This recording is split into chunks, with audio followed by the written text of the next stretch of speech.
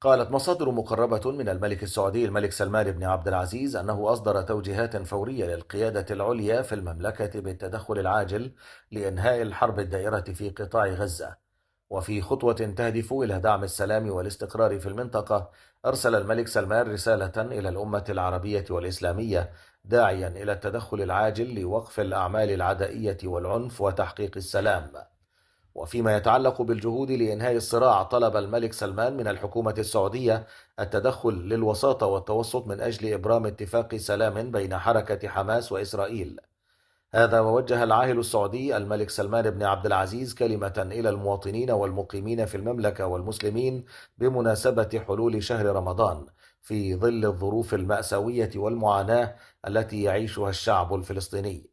وقال العاهل السعودي الملك سلمان بن عبد العزيز: نحمد الله جل وعلا على ما أنعم به على هذه البلاد المملكة العربية السعودية بأن جعلها مهدا للإسلام بانطلاق رسالة الإسلام من أرضها، واختصها بخدمة الحرمين الشريفين ورعايتهما والعناية بهما وبقاصديهما من حجاج ومعتمرين وزائرين، وأكرمها بخدمة المشاعر المقدسة وتطوير عمارة الحرمين الشريفين والقيام على مشروعات توسعاتهما المتواصلة، وهو محل فخر واعتزاز للمملكة قيادة وشعبا، وهو ما سار عليه ملوكها منذ توحيدها على يد الملك عبد العزيز بن عبد الرحمن طيب الله ثراه حتى يومنا هذا، انطلاقا من دورها الريادي في خدمة الإسلام والمسلمين.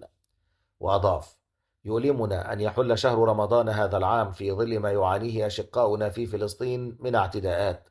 كما أكد العاهل السعودي على ضرورة اطلاع المجتمع الدولي بمسؤولياته لإيقاف هذه الجرائم الوحشية وتوفير الممرات الإنسانية والإغاثية الآمنة.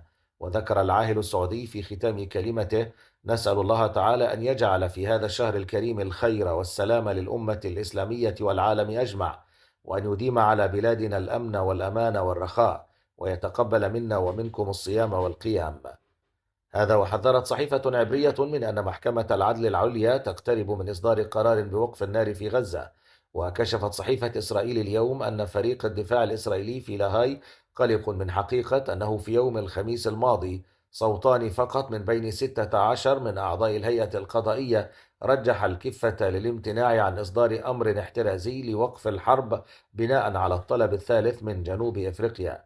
وقرر 7 قضاة في رأي أقلية بأن على إسرائيل أن توقف القتال في غزة، وأن القتال ينتهك أوامر سابقة للمحكمة بالنسبة لواجب إسرائيل الحرص على الوضع الإنساني لسكان غزة. وكانت المحكمة أمرت في 26 من كانون الثاني يناير إسرائيل باتخاذ إجراءات لمنع الإبادة الجماعية في غزة والتحريض المباشر عليها، حيث رفضت الطلب الإسرائيلي برفض الدعوة التي أقامتها جنوب إفريقيا. وصوتت أغلبية كبيرة من أعضاء لجنة المحكمة المؤلفة من 17 قاضيا لصالح اتخاذ إجراءات عاجلة تلبي معظم ما طلبته جنوب إفريقيا، باستثناء توجيه الأمر بوقف الحرب على غزة.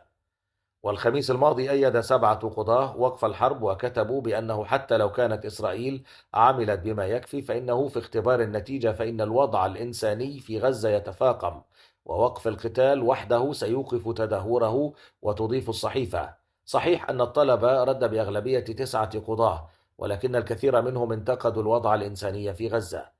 هذا وقالت مصادر للجزيرة اليوم الاثنين إن الوسطاء عرضوا مقترحا جديدا في جولة المفاوضات الأخيرة بالقاهرة لوقف إطلاق النار في قطاع غزة من 3 مراحل.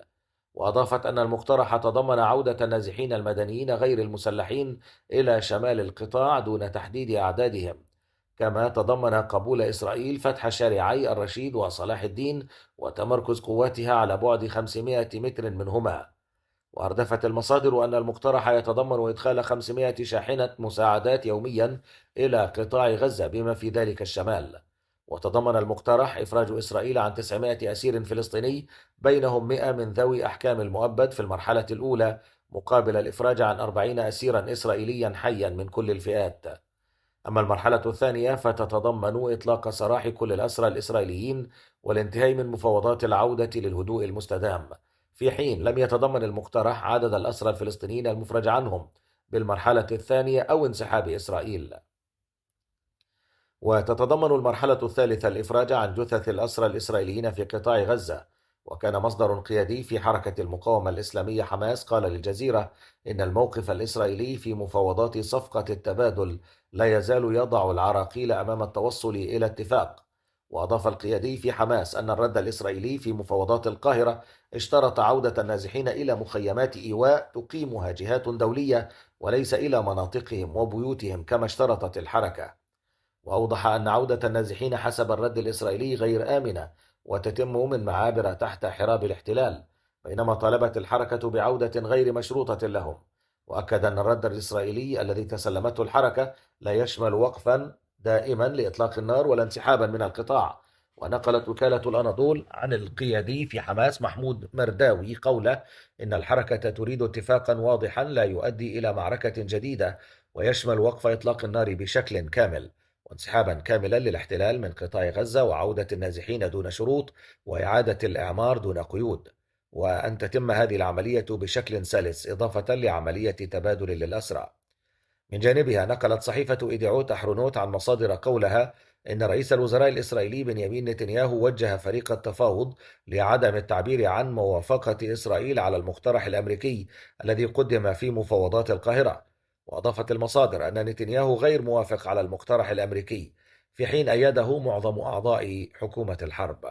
وكان نتنياهو قال إنه تلقى تقريرا عن محادثات القاهرة مضيفا أن إسرائيل ما تزال تعمل على تحقيق ما وصفه بالنصر المطلق. كما قال وزير الدفاع الإسرائيلي يؤاف جالانت أن الوقت مناسب الآن لإبرام هدنة مع حركة حماس في غزة مقابل إطلاق سراح المحتجزين، معتبرا أن إسرائيل يجب أن تكون مستعدة لدفع الثمن لإعادة المحتجزين قبل العودة إلى القتال وفق وصفه.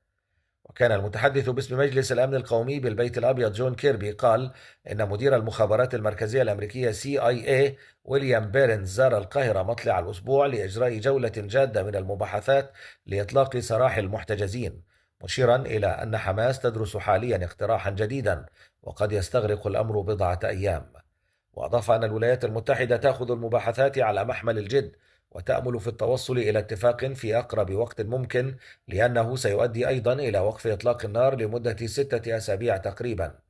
وأكد أن واشنطن تريد التوصل إلى اتفاق في أسرع وقت ممكن، معتبرا أن تحقيق وقف إطلاق النار في غزة يعود إلى حماس.